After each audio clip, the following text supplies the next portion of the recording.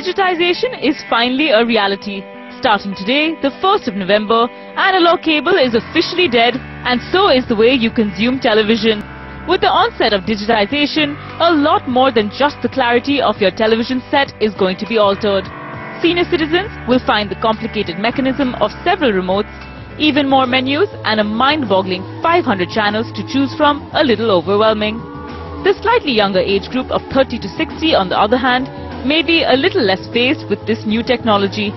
Most families that reside in the metros in question are already well versed with DTH systems and the digital cable. This age group, however, may choose to become more selective about the channels they pick, favoring only the ones that they religiously watch and are top of their mind.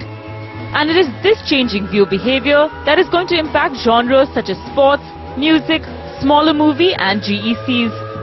You will, make some very hard choices about dropping some channels. Today, viewers for the first time will have that power to actually switch on and switch off.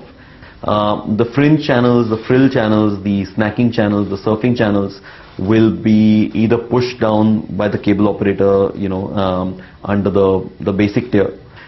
These are channels that it will take some effort for people to discover through the navigation of the set-top box.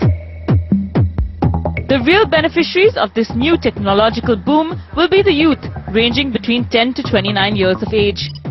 Categories like infotainment, niche English and Hindi channels, coupled with sport channels, are going to be the biggest gainers. The early adopters of new technology will be kids and men. These are the two people, who are the two sets of demographics which will adopt the two remote control life much faster.